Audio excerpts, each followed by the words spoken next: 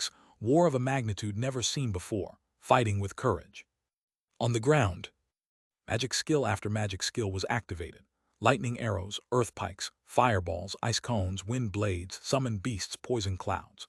The soul evolvers of the human side who focused on magic and mana as their main stats stood on the high walls of the base, and used each of their skills with practically zero rest as they could not afford it. Every time a skill with a predetermined cooldown time became usable again, it was immediately cast even if it was to end the life of just one more enemy. The cold flash of the swords glittered on the lugubrious battlefield. The corpses of the mutated goblins piled up to form mountains, even though individually they were small, and occasionally there was some red blood mixed with the green blood of the creatures, forming small puddles that in a matter of seconds joined with several more to form pools of blood that in a matter of another few seconds joined with several more to form lakes, and those lakes soon converged to form rivers. Although the humans fighting against the seemingly endless sea of goblins were unquestionably fewer to the point that the difference was simply incalculable, 80% of the goblins that charged towards the base were goblins that had just been born recently, and forget about carrying weapons. They did not even have any hides to cover their naked bodies. These newborn goblins were between level 5 and level 10, so weak that a single attack from a soul evolver of level 15 or higher could take out several at the same time. If a first-order existence attacked an area, then at least all goblins within a 5,100-meter perimeter would be wiped out. As for the attacks of powerful second-order soul evolvers, boom! The earth shook fiercely when Zhangda's giant mace turned the body of a first-order goblin into flesh paste, before smashing the ground in front of him. Cracks of great size and thickness spread out with the point of impact as the center, and the 500-meter diameter crater began to spread wider and wider. Goblins shrieked and cried as they fell into the cracks before being crushed by those falling behind them. The more fortunate ones simply turned into blood mist as the shockwave that extended over 700 meters reached them. Jade took a deep breath, and as he raised his mace towards the sky, he roared mightily, "Follow me. Fight! Fight! Kill! Kill!" The group, composed of approximately 200 soul evolvers, roared like a single machine, and without hesitation followed in Jade's footsteps, moving deeper and deeper into the sea of goblins. The eyes of the warriors were bloodshot. None of them could be bothered with things like elegance, and they simply slashed with their swords, stabbed with their spears in all directions. At the end of the day, and regardless of where they decided to aim, a goblin at the very least would definitely be hit, as not even 5 seconds had passed since they entered the wave of enemies before they were surrounded. Jade was like a meat grinder. Every time he swung his heavy two-handed mace, and even before the true blow struck, the bodies of the goblins that crossed his path would blast out into blood mist after being smashed by the powerful air cannons that were generated by the pressure resulting from the weight of the weapon and Jade's monstrous strength. However, there were also powerhouses among the goblins. Boom! Jade's eyes suddenly widened as a goblin different from the rest managed to parry his attack. Being caught off guard, Jade had no choice but to take several steps back. Each step he took was so heavy that his footprints were firmly imprinted on the ground. The goblin that had tried to use the other goblins as cover and attack the human unawares was also forced back. The eyes of the creature widened with a tinge of surprise, and as he looked at the human male, he couldn't help but praise in a hoarse voice, "Human, you're strong. Not bad." The expressions on the faces of the human group following Jade closely turned ugly as their seemingly unstoppable charge was halted. With their steps now stagnant, the group was forced to press even further into the small territory they held, as they slaughtered the goblins that hopped towards them with fierce grins on their ugly faces, trying to suffer as few injuries as possible and avoid death. Jade looked over his shoulder and figured that at this rate, they would all be exhausted to death. Therefore, after a deep breath, he gave the second-order goblin in front of him a cruel glare. Fortunately, the level difference was not something he could not deal with thanks to his very pure soul power.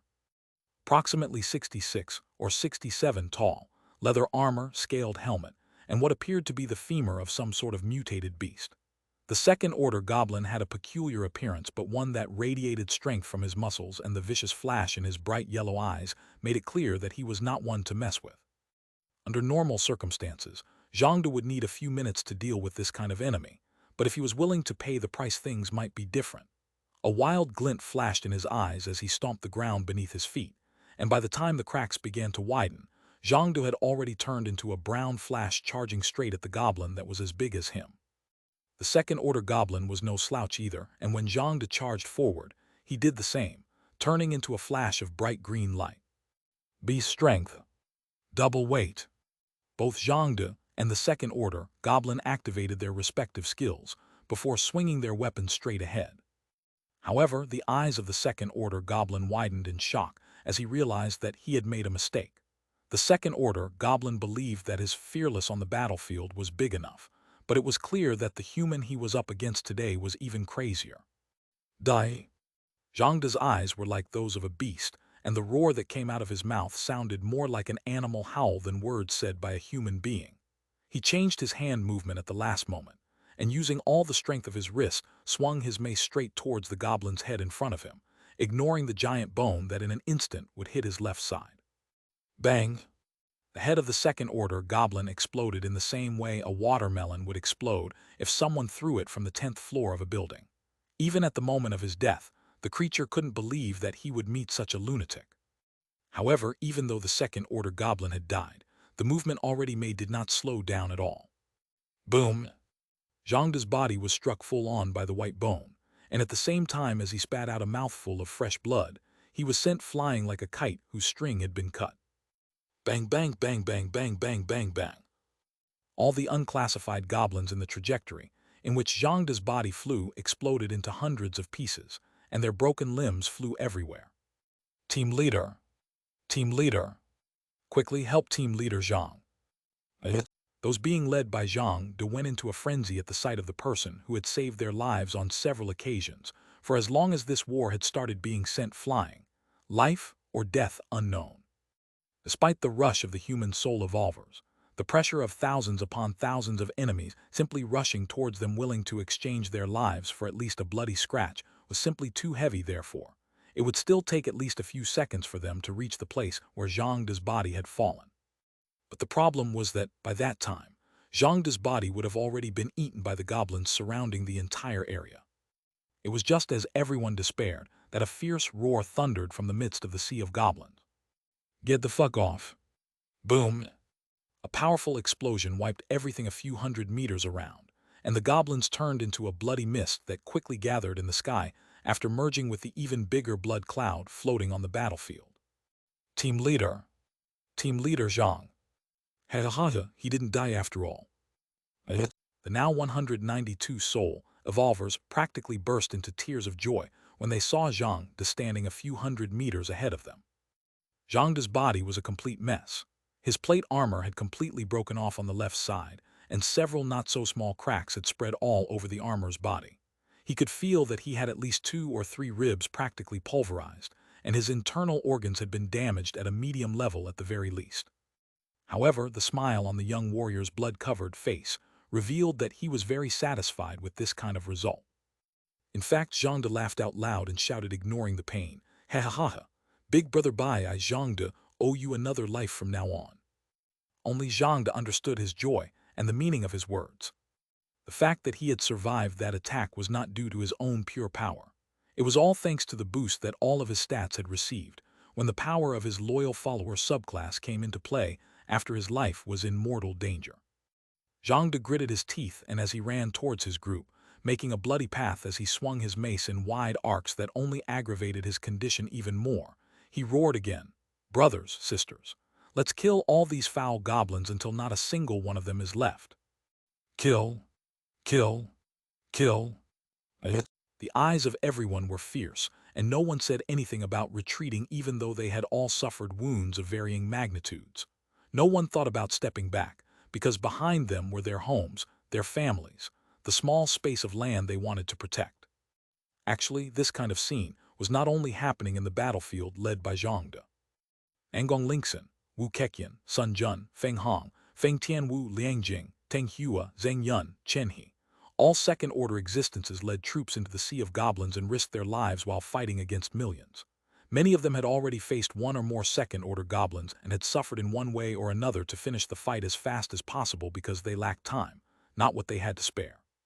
A fleet consisting of 139 battle tanks, 321 IFVs, 953 military vehicles with mounted machine guns, and approximately 300 bulldozers split into 4 groups and charged into the sea of goblins under the protection of 2,000 armed men carrying electromagnetic rifles that had been brought from the ruins.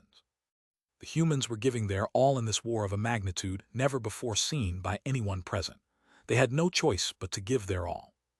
This was because it had been approximately 20 minutes since the fleet of goblin zeppelins had appeared. The goblin zeppelins were the terror that forced the humans to leave the defense and jump into the attack in search of an end that was not yet in sight. Indeed, the battle on the ground was fierce, but the battle in the sky was several times worse. Amidst the clouds of mana and furious lightning, accompanied only by 10 combat helicopters, a single beautiful woman of only 22 years of age was bravely and decisively facing the air forces and the strongest troops of the enemy faction.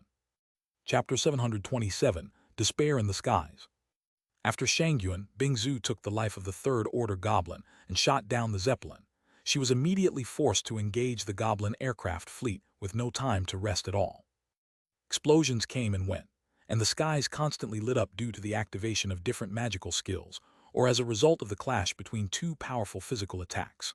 The magic cannons located on the sides of the large zeppelins fired with barely any intervals in between, causing powerful booms that rumbled through the dense clouds of mana, where white lightning flashed with great power, enough to turn a first-order existence into ashes in a matter of seconds. After 20 minutes of fighting with practically 0-second rest, even Shangyuan Bingzhu began to experience problems. If this battle was taking place on the ground, then things might be different. However, in the sky, where there was no place to run, It was already a miracle that a second-order existence was still alive after facing dozens of second- or third-order existences, as well as the fierce magic cannons capable of threatening the lives of peak second-order existences with ease. Boom! Ice shield. The explosion of one of the magic cannons on the zeppelin closest to her boomed, practically at the same time as Shangyuan Bingzu's beautiful voice echoed through the clouds. She was in the middle of a jump, making it impossible to do anything else. Boom! The ice shield managed to withstand the fierce shot for a few seconds before turning into small ice fragments that rained down everywhere. Fortunately, that time was more than enough for Shangyuan Bingzu to complete her trajectory. "Lady Shangyuan, are you all right?" The combat helicopter pilot shouted hurriedly. His face was going anxious and serious as he performed evasive maneuvers, trying to get as far away from the magic cannons as possible, and just like his companions launching missiles when the opportunity presented itself. "Focus on your task," Shangyuan Bingzu shouted in reply before kicking hard and jumping off the helicopter. She activated Ice Maker just in time, creating a platform of ice that she used as a thruster to kick with every drop of her power and launch herself towards the nearest goblin zeppelin. The helicopter pilot gritted his teeth and kept moving. The explosions echoed one after the other, and with limited vision due to the clouds of mana, it was difficult to dodge properly, but at the same time, it made it easy to hide in the sky. Die! The eyes of the goblin standing on top of the zeppelin Shangyuan Bingzu was heading towards widened, and after letting out a ferocious roar, he launched the bone arrow he had been charging for several seconds. Bang! The distance between Shangyuan Bingzu and the goblin was about 1,000 meters, but all she saw was a flash of yellow light before the arrow hit her. This was a really powerful skill launched by a third-order existence. Boom! The surrounding clouds of mana were dispersed as the explosion mingled with the white lightning, creating chaos of astonishing magnitude in the skies. The goblin sighed in relief when he saw that his attack hit the target correctly. His skill, Invisible Arrow, was named that way because the enemy would only be able to see the last flash of light just before its body was hit, and unless the agility difference between him and the enemy was too high, it was an attack that simply could not be avoided. However, the goblin was a third-order existence that focused on agility since his job was related to archery. Therefore, he believed that there was no way his agility was inferior to that human female's. At the very least, the difference should not be big. Just at that moment, just a split second after the attack hit something and the goblin relaxed, a silver flash shone in the creature's line of sight. "Kial, be careful." The anxious roar of another goblin in the distance mingled with the crack of fierce thunder. Despite the warning, the goblin called Kial could no longer move with complete freedom, because the lower half of his body had at some moment been enveloped in thick layers of ice that would require 2-3 seconds to break apart. Shangyuan Bingzu, who thanks to her great combat experience, as well as a bit of luck, had used the second activation of lightning movement to create a clone of herself at the last moment, and then used the momentum of the explosion to get closer to the goblin faster, appeared from behind the creature. Her blue eyes were so cold that just looking at her could send chills down anyone's spine. Her sword turned into a silver flash that lit up the skies when she activated Cosmic Sword. Swoosh! The silver light sliced and passed beyond Kial before continuing to fly, and cut a cloud of mana into 2 halves, crushing even the lightning in the process. Kial's body was cut into 2 perfect halves from the bottom to the top. Blood splattered everywhere, and the internal organs were quickly blown away by the strong winds. Shangyuan Bingzu immediately picked up the green-colored orb and put it in her bag before stomping hard on the zeppelin to launch herself towards another attack helicopter that happened to be flying closer. Boom! It hadn't even been a second since she'd been away from there when the goblin zeppelin from before exploded, turning into a huge fireball that slowly began to fall from the sky and picking up speed with every passing fraction of a second. The skies lit up brightly, and Shangyuan Bingzu winced as the shockwave resulting from the previous explosion mercilessly struck her back. Amidst the cataclysm occurring in the sky, an insignificant sound of pain slipped from her tightly closed lips as her body was sent flying out of control. She quickly created an ice shield several meters ahead, and ignoring the pain she was suffering internally, she stomped hard in another direction. Boom! Not long after, the shield was completely destroyed after receiving 2 cannon shots and 3 magic attacks at the same time. If Shangyuan Bingzu had taken just an instant, her body would have been reduced to ashes. This had been the battlefield where Shangyuan Bingzu had been fighting with her life on the edge every second for over 20 minutes. Because Shangyuan Bingzu was being attacked from all directions, she had no choice but to spend most of the time dodging and moving through the sky in search of the best opportunity before launching a safe attack. So far, Shangyuan Bingzu had managed to kill 4 third-order and 10 second-order enemies. She had also shot down a total of 7 Zeppelins by herself. However, the number of Zeppelins destroyed so far counted over 20. There were some Zeppelins that were shot down by the experienced pilots of the combat helicopters. At the end of the day, although the Zeppelins were much more powerful than a combat helicopter built with the technology of the past, the goblins were not brilliant creatures and did not have rich experience in the air like the pilots of the Chinese army. Therefore, after being hit by a couple of missiles at crucial points, there were 2 or 3 Zeppelins that fell from the skies and crushed countless goblins on the ground. As for the other part of destroyed Zeppelins, they were all destroyed by the goblins themselves. The first time this happened, Shangyuan Bingzu was taken by surprise and suffered internal injuries when she was caught in the explosion of one of the Zeppelins. Had she not reacted at the last moment and covered herself with a thick layer of ice containing 1/3 of her total mana, she would have died. That was a reminder to Shangyuan Bingzu. She was not facing humans, they were monsters. Goblins were cruel creatures regardless of whether it was unranked or third order. These green creatures did not hesitate for a second to kill the goblins inside the allied Zeppelins in an attempt to kill Shangyuan Bingzu, or at least inflict wounds on her. Due to all these reasons, Shangyuan Bingzu had no choice but to be very careful. Worst of all, she not only had to dodge, look for opportunities, attack, and protect herself. She also had to protect the combat helicopters. If it weren't for her, all the helicopters would have been destroyed and the pilots killed by now. However, even then, 3 of the combat helicopters had been shot down so far. 5 minutes later, another helicopter went down. Boom! Seconds later, another helicopter was shot down. Shangyuan Bingzu gritted her teeth, and even with her first-rate education couldn't help but curse softly but hatefully. Damn it. The goblins had changed tactics. Instead of focusing on Shangyuan Bingzu, which was clearly the greatest danger, the goblins began to target the combat helicopters.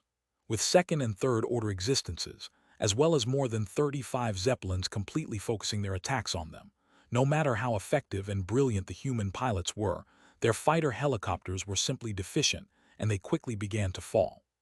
Seconds later, another helicopter was shot down by a magical lightning bolt launched by a goblin that clearly focused on magic more than any other statistic. The goblins had discovered Shangyuan Bingzu's weakness, the combat helicopters. She needed the combat helicopters as a foothold, and without them, it would be a matter of time before her mana would be depleted by creating constant ice platforms.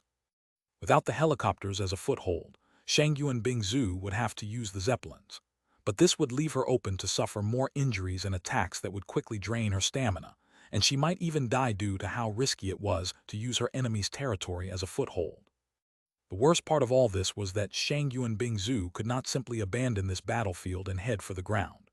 This was because, if she allowed the area goblin force and the powerhouses she was containing in the clouds to reach the ground, the humans would be wiped out and the base would suffer disastrous consequences.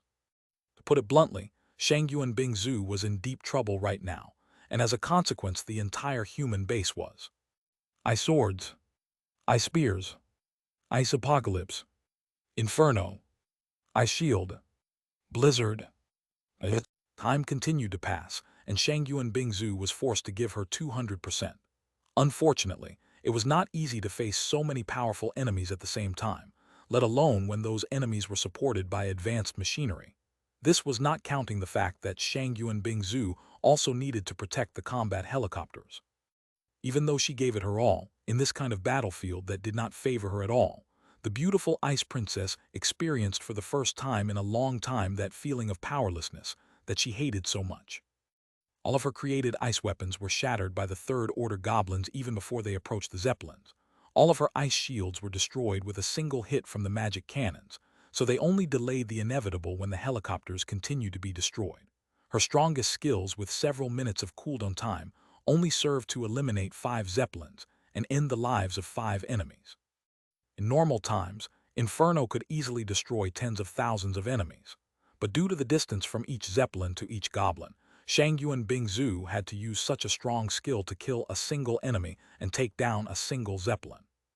By the time there were only 3 combat helicopters left, Shang Yuan Bingzu's chest was rising and falling heavily. Her beautiful face was as pale as paper, and her eyes were slightly exhausted. A thin trickle of blood fell from the corner of her lips and dripped onto the breastplate of her armor continuously. She had really been doing her best, but she had not expected to face something like this. For the first time, Shang Yuan Bingzu felt that she could not win. Ironies of life. She, who possessed all kinds of crowd control skills to buy time and fight for long periods against numerous enemies, had not even been able to persist for 30 minutes. Even more ironic, however, this was the first serious battlefield she had fought on without Bai Zemin, and yet here she was, taking a beating despite having so much power in her hands. She had chosen the path she walked subconsciously, but now, Shang Yuan Bingzu had realized that she needed another person whose fighting style and path were completely different from hers.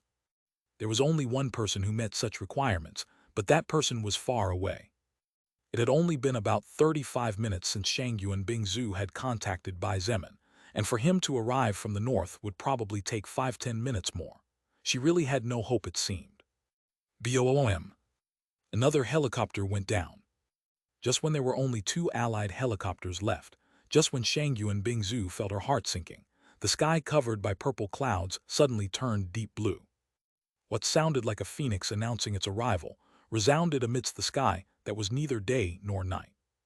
Shang Yuan Bingzu raised her head to the sky, and her eyes sparkled brightly.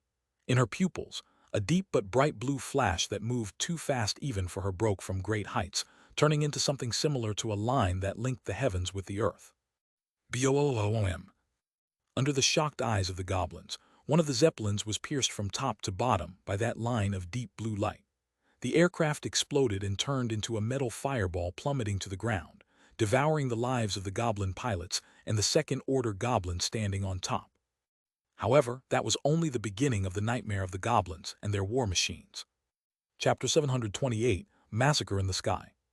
That thin, sharp but powerful line of azure that linked the heavens and the earth at lightning speed passed so easily through the outer and inner body of the goblin zeppelin that before the machine exploded into a yellow-blue fireball, there were several flashes of lightning flashing in the engine room. The second-order goblin on top of the zeppelin and approximately 5 of the first-order goblins piloting inside were consumed by the explosion and the flames, dying on the scene. Boom! The zeppelin fell from the sky, exploding powerfully a second time after hitting the ground. There were thousands of goblins that were caught up in this explosion and lost their lives. However, the surprise of Shang Yuan Bingzu and the disbelief of the goblins was not over yet. Bang, bang, bang, bang, bang, bang, bang, bang, bang, bang. From high in the sky, beyond where normal sight could reach, approximately 20 thin, sharp blue lines like the previous one broke through the dense clouds of purple mana. The thin blue lines that linked the sky and the ground opened large holes in the clouds of mana, and the white lightning flashes were engulfed by that mysterious deep blue color, creating calamitous explosions that illuminated the skies and the ground. Boom! Boom! Boom! Boom! Seconds later, those 20 blue lines that had pierced with merciful accuracy through 20 goblin zeppelins joined the first deep blue line, impacting on the ground like cluster bombs raining down from the clouds. Blue flames began to burn across the battlefield on the ground as the number of enemy zeppelins began to plummet from the clouds. It wasn't until 70% of the battlefield was engulfed by blue flames that surrounded almost the entire human base and burned fiercely, scorching the lives of the goblins, that Shang Yuan Bingzu finally understood what those thin, sharp blue lines raining down from the clouds were. Who else besides Bai Zemin had such beautiful but at the same time deadly dangerous flames? Apparently, Bai Zemin was throwing arrows or spears of fire from great heights with such might that the flash of light persisted for a while in the trajectory traveled by the attack, giving it the appearance of laser beams. Bastard! One of the third-order goblins roared furiously when he noticed what was happening. It was only now that the goblins came out of their daze and disbelief. That goblin pointed to the sky and shouted in a rabid voice, "Fire! Fire all cannons in that direction!" The magic cannons on the now 14 zeppelins immediately moved, and an instant later several powerful cannon shots rang out. The sky rumbled, and all the clouds several kilometers away scattered as a result of the fierce aftershocks resulting from the explosions. Now, those with better eyesight could see from the ground the war that was taking place at an altitude of more than 10,000 meters. However, the greatest terror was not for the humans who saw the only two remaining combat helicopters that looked extremely pitiful in comparison to the giant goblin zeppelins that also outnumbered them. The greatest terror was taken by the goblins when they saw the giant object hovering in the sky, 10,000 meters above the point in the sky where they were. The goblin zeppelins were large without a doubt. At 400 meters in length, they were comparable to the largest American aircraft carrier in the world. This alone spoke enough of how huge they were. However, when compared to the massive warship at approximately 20,000 meters off the ground, the size of the goblin zeppelins was simply pitiful to say the least. Sky Destroyer. Shangyuan Bingzhu finally let out a sigh of relief, and when she subconsciously relaxed, her beautiful face twisted into a grimace of pain as with the drop in adrenaline levels coursing through her blood now that she had calmed down. She was now fully aware of how badly her internal organs ached. BOOMs, BOOMs, BOOMs, BOOM, BOOM, BOOM. The skies rumbled and huge clouds of yellowish fire illuminated everything for miles. A part of the Sky Destroyer was engulfed in flames after being hit by more than 30 shots from the magic cannons located on the sides of the goblin zeppelins. However, far from feeling happy and somewhat relieved, the goblins felt helpless and terrified at the terrifying sight that greeted them once the flames began to be blown away by the strong winds. Right in the area that should have been hit by the shots from the magic cannons, a glowing golden barrier covered the giant battleship and protected it from all damage. Standing on top of it, a human man looked down with a stiff, lifeless expression on his face. Stiff and lifeless expression. Alarm bells suddenly rang in the heart of the goblin, who had ordered the cannons to be fired skyward. He could clearly remember how several minutes ago, the human female they had been fighting, and who had given them so many headaches, possessed a strange skill that allowed her to clone herself. The only apparent flaw that the intelligent goblins managed to detect in this skill, after seeing it in play several times, was in the opaque eyes, just like the figure of the man on the edge of the giant battleship. Unfortunately, the enemy attack had been executed with such accuracy and mastery that the third-order goblin didn't even have time to activate one of his skills before his fate hit him as hard as a divine hammer. BOOM. Another zeppelin was knocked down, and with its fall, one forepart of the body of the third-order goblin leading at the top burst into bloody mist before falling to the ground with the rest of his body surrounded by purple flames. Immediately after, the wind whistled, and under the disbelieving eyes of another third-order goblin, a figure shot towards her. The female goblin gritted her teeth, and a vicious glint flashed in her eyes as she waved her bone staff. Repel. The expression on Bai Zemin's face changed slightly as a powerful gust of wind, charged with large amounts of mana and magic power, obstructed his path. He, who was in midair, was forcefully pushed back, and it was only a matter of time before he began to fall from the sky. Another third-order goblin that had learned from Shangyuan Bingzhu kicked the zeppelin, and with a mighty bang launched himself towards the human male. However, the creature was shocked when in mid-flight he noticed that, strangely, that human changed his trajectory as if he had wings. Bai Zemin ignored the third-order goblin who landed on another goblin zeppelin. His body moved like an arrow into the sky, and in an instant reached over 500 meters high. Bai Zemin's body spun, and as he coldly looked at the female goblin from before, a golden flash appeared in his hands. Immediately after, a glowing blood arrow that seemed to be a precious treasure hardened in his palm, and with deft movement of a master, Bai Zemin prepared to make his shot even with his body and the target in motion. The female goblin did not stand idly by waiting for death. She did not hesitate when she saw that the crimson arrow was suddenly surrounded by deep blue flames, identifying them as the cause of the fiery apocalypse still spreading on the ground. Light Spear. Following the explosion of a pure white magic circle, a giant magic spear shattered all obstacles straight up into the sky. At the same time as the white spear reflected in his eyes, Bai Zemin released his grip on his bowstring. A thin flash of dull blue light fell from the clouds. A thick glowing white light rose toward the clouds. The two attacks met halfway, but did not collide with each other but merely brushed against them before continuing on their undisturbed trajectories. The female goblin had left the zeppelin the first moment after launching her attack and was currently in the air, only a few meters away from reaching a new zeppelin to use as a foothold. She believed that her attack would definitely be able to, at the very least, seriously injure the human male. BOOM. However, except for the explosion of the goblin zeppelin being ripped through from side to side and destroyed, there was no other explosion. What? The eyes of the female goblin widened in disbelief as she watched her light spear continue to ascend into the sky before disappearing beyond her range of vision. How can this be possible? Under her disbelieving gaze, as well as everyone else's, the body of the human changed its trajectory several times as he moved strangely faster and faster with his eyes fixed on a new target. The expression of all the goblins hardened at the thought of having to face in the sky an enemy capable of flying and freely changing his movements. Such an advantage was simply too great. Even if they had the zeppelins to lean on, that was nothing compared to being able to fly with complete freedom. Bull force. The goblin on which Bai Zemin had focused his eyes immediately activated a skill that boosted his strength tremendously. The muscles in his body swelled, and with a mighty roar he stomped on the zeppelin beneath his feet. The zeppelin was practically completely destroyed by the third-order goblin himself. However, none of this mattered to the creature who had realized that to take on someone capable of flying through the skies, he needed to move fast enough to reach his enemy before the human male changed trajectory. Overlap regeneration, agility in exchange for strength. The body of Bai Zemin was immediately enveloped by the characteristic godly golden radiance that came with the activation of overlap regeneration, giving him for brief seconds the ability to modify his records almost freely, and granting him an appearance similar to that of a legendary divine figure. His expression was fierce and cruel, surprising the third-order goblin.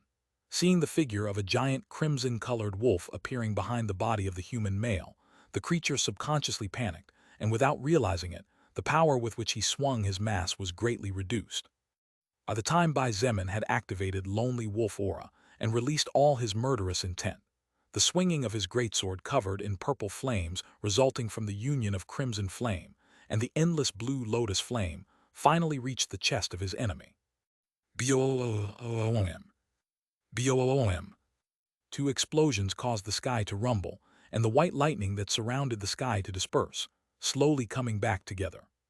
At the same time as the message reporting the acquisition of soul power flashed in Bai Zemin's retinas, he felt as if his body had been hit by a truck when his left arm was smashed by the mace of the goblin.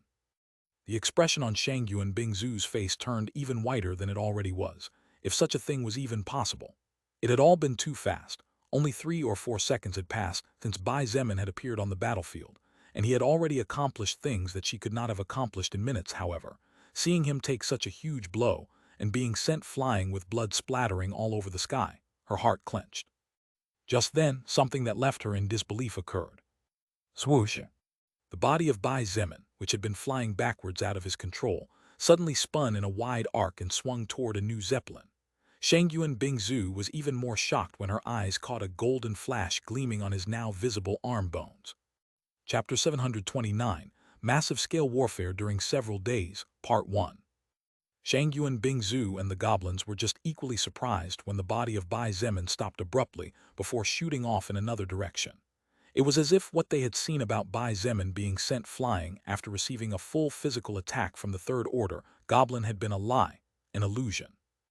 What is this all about? Shangyuan Bingzu was at a loss, since when had Bai Zemin learned to fly?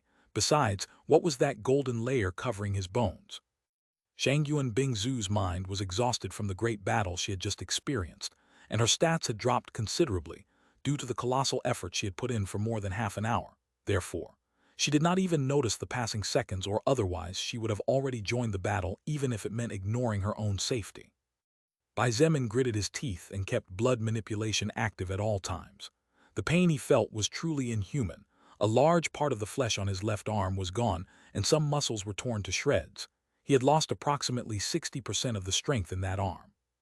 Bai Zemin could feel that he had suffered considerable injuries after taking the attack of the Third Order goblin head-on. Had he not evolved the silver skin skill to the next stage, Bai Zemin was sure that the attack he had just received would not have allowed him to move for quite a while. He might have even died considering the strong jolt his internal organs experienced. The female goblin from before had bloodshot red eyes as she saw that the human male had not died yet. This human had taken a full-powered attack from a hill goblin head-on, but was still alive and with fiery battle intent. Hill goblins were goblins with the skills of earth-type beasts that specialized in 100% strength. However, such a powerful goblin was slaughtered with a single blow and couldn't even hurt the other party critically. 1,000 luminous lightning strikes. The female goblin shrieked and waved her bone staff when she noticed that was targeted again. Repel was a powerful life-saving skill for mages like her, but the skill had a 5-minute cooldown time, so it couldn't be used again right away. At the same time as several purple lightning bolts began to fill the sky targeting Bai Zemin, 4 of the goblin zeppelins aimed their cannons at the approximate trajectory he was making before noisily opening fire. Despite the pain, Bai Zemin forced himself to continue. When the sky rumbled, his skill danger sense immediately warned him, and he didn't even think twice about activating gravity manipulation X30. Bang! Bai Zemin's body immediately began to plummet, creating small explosions for every few meters he crossed. He felt the attacks of the magic cannons pass by at a considerably close distance, and sighed in relief when he realized that successfully managed to avoid them. However, the worst was yet to come. Suddenly, Bai Zemin's body stopped falling as he deactivated gravity manipulation. Like a spring that receives some kind of impulse, Bai Zemin shot back up into the sky, and in mere fractions of seconds, he soared hundreds of meters with his eyes fixed on the female goblin. She was the biggest threat to him next to the zeppelins, and he needed to take her out of the game no matter what. It was at that moment that a thick chain of bright lightning rained down from the sky and completely blocked Bai Zemin's position. Surprisingly, a kind of smoke began to fill the area even before the lightning strikes completely fell.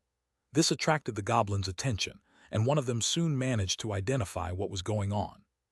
Damn, this bastard covered the whole area with tiny threads. He must be using them to move like that. Bai Zemin's expression was indifferent. He didn't care if he was caught since nothing would change. On the other hand, his concern was the lightning flashes falling toward him. He couldn't avoid them. His eyes flashed with a tinge of madness, and instead of at least trying to retreat to suffer the least amount of damage, he pushed himself further into the sea of lightning. Soon, his body was devoured by the bright lightning strikes. The eyes of the female goblin flashed with delight, however. She didn't have time to delight too much, as not even a second later something that chilled her blood occurred. Bang!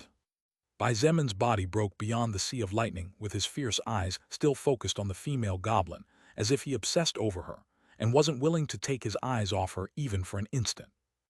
He was surrounded by a thin layer of blue fire, and all around him were white sparks that slowly were dissipating. The bright lightning flashes from before had caused considerable damage on his body, and there were small holes in his armor that showed the scorched flesh underneath. His shoulder had even been pierced by a lightning strike directly, until one could faintly see the bone below the flesh. By the time the female goblin took a step back and tried to activate another skill, Bai Zemin had stepped forward and activated Lonely Wolf Aura again, making her movement stall for a brief moment. However, just as Bai Zemin stepped onto the zeppelin and raised his greatsword above his head, preparing to slaughter the enemy in front of him, out of the corner of his eye, he saw the other third-order goblin standing on top of the zeppelin charging towards him. Bang! The third-order goblin specializing in agility was very surprised when the human in front of him suddenly disappeared. His bone sword sliced through the air, creating a powerful bang in the process. The last thing the agility-type third-order goblin saw were the terror-filled eyes of the female goblin in front of him, looking past his body frozen in fear. Boom! The upper half of the agility-type goblin's body exploded in a bloody mist, and the powerful air cannon resulting from the ferocious swing of Bai Zemin's weapon exploded straight out. The body of the female goblin was hit by the shockwave because she was too close, and as she spat out several mouthfuls of fresh blood with internal organs mixed in, she was sent flying out of the zeppelin that was slowly starting to fall even though it had not been targeted. After using Shadow Blink to appear behind the agility-type third-order goblin, Bai Zemin picked up the soul stone that had fallen next to the corpse quickly before running to the edge of the zeppelin. Crimson Thunder Dragon's last words disappeared from his hands, and an exquisite golden bow appeared in its place after a glow shot out from his chest. The eyes of the third-order goblin female opened slightly as the wind blew hard around her in the process of falling. A glint of unwillingness shone in her stare. In her dark pupils, the image of Bai Zemin standing at the edge of the zeppelin and aiming at her with a new crimson arrow ringed by blue flames reflected clearly. Bang! The arrow, surrounded by blue flames, shot out with lightning speed, and just like before traced a thin pale blue line in a way that it looked like a laser beam rather than an arrow fired by a person. Boom! The female goblin's body was struck in the chest by the arrow, and several chunks of flesh fell off before being incinerated. The cry of pain that sounded more like an unbearable howl could be heard even in the midst of the chaos that was raging in the skies, and as she fell towards the ground now faster than before, her body was engulfed by blue flames that quickly devoured her already half-finished life. Booms, booms, boom. Hearing the two terrifying explosions followed by an even more powerful one, and after identifying them as the result of the cannons of one of the enemy zeppelins and the attack of a third-order goblin, Bai Zemin gritted his teeth and got ready to withstand the impact by activating overlap regeneration. However, the air around him suddenly froze at incomprehensible speeds, and subconsciously he sighed in relief. Boom! Bai Zemin's body was sent flying, and a slight groan of pain slipped out of his lips along with a thin trickle of blood as the vicious shockwave mercilessly lashed his back. As he plummeted, Bai Zemin noticed shards of broken ice raining down from above, as well as the downed zeppelin falling faster and faster from the clouds. Shangyuan Bingzhu sighed in relief when she saw Bai Zemin once again using those blood threads to soar into the sky. She had just spent a good portion of her remaining mana to make an ice shield strong enough to mitigate most of the damage from 2 cannon shots and an attack of a third-order power. Still, she was truly surprised, and the reason for her surprise was the same as that of the goblins that were still alive. Damn it, what the hell is wrong with these threads? No matter how we tear them apart, they all come back together. The blood arrows that Bai Zemin had used earlier to destroy the goblin zeppelins with support of the endless blue lotus flame were not blood arrows crafted as casually as they seemed. They were blood arrows that contained 100 points of mana each. So much mana compressed into a single small arrow. But the process was necessary. This was because every time those blood arrows pierced a zeppelin, it immediately disintegrated into hundreds of thin, almost invisible threads.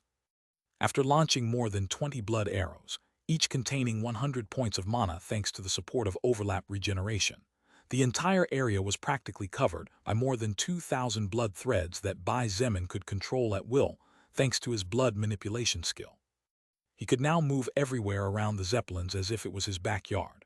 Best of all, as long as the blood on the threads did not completely disappear, Bai Zemin would be able to endlessly reattach them until his mana was completely depleted.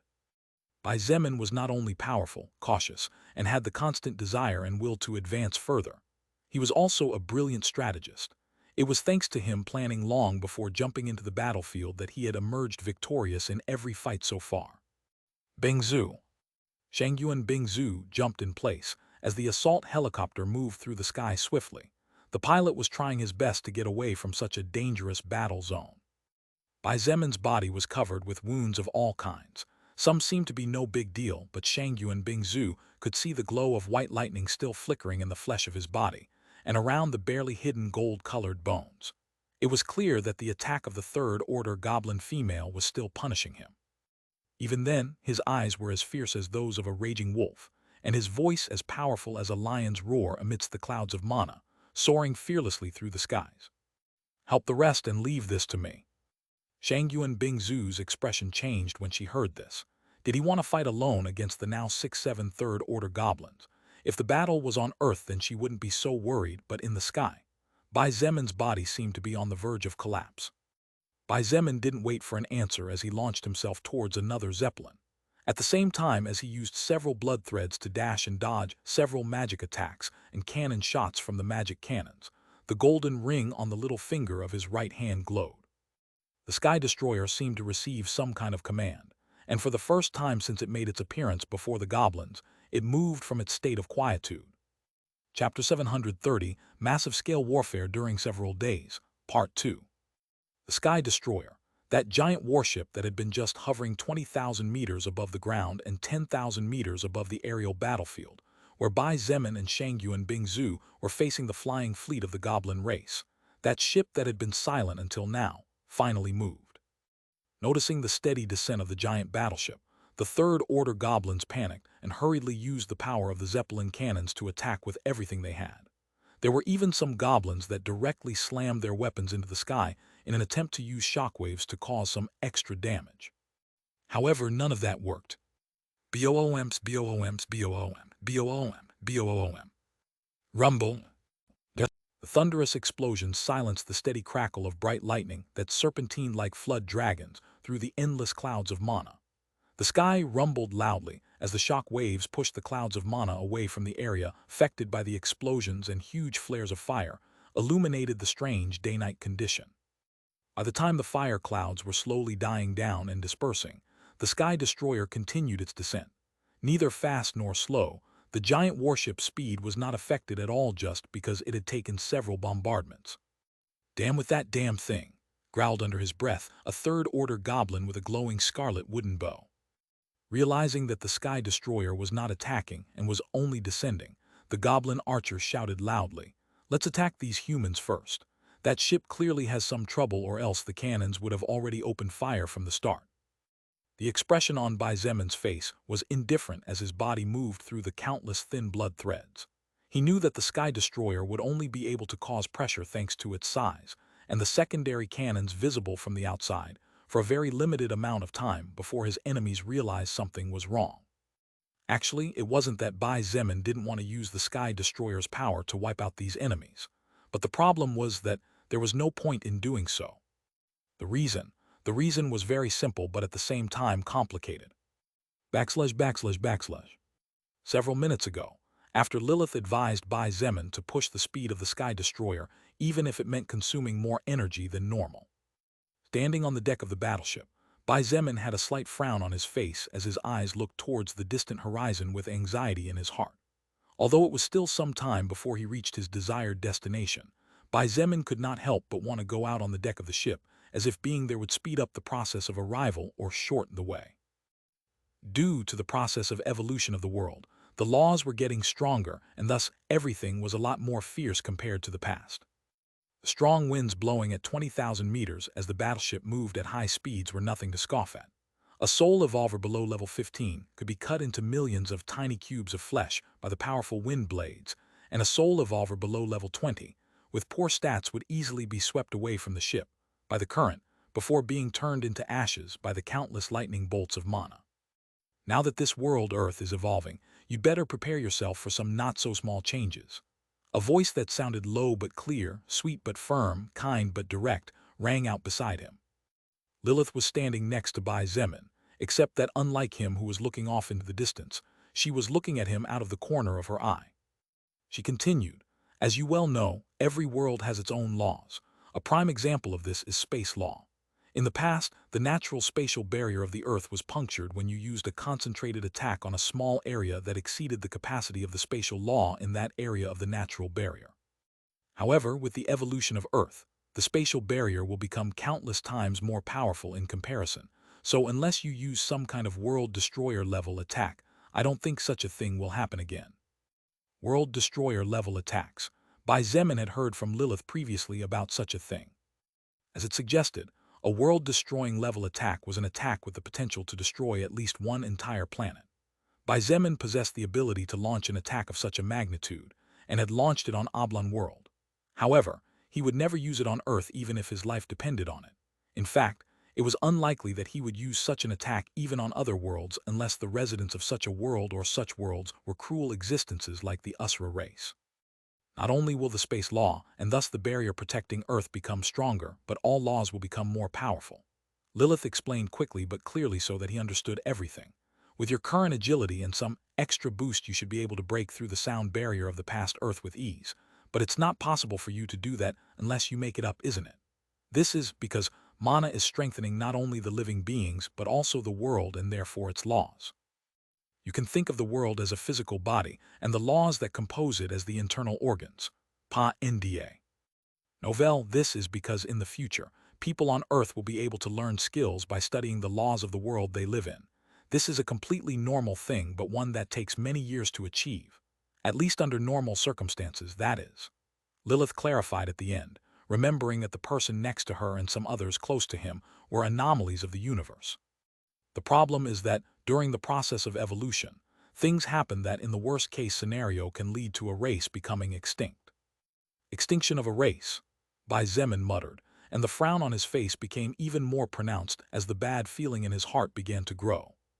Lilith remained silent for a few seconds to reorganize her words, and before continuing with her explanation she asked, "Do you remember what I told you a while back, regarding monsters such as goblins?"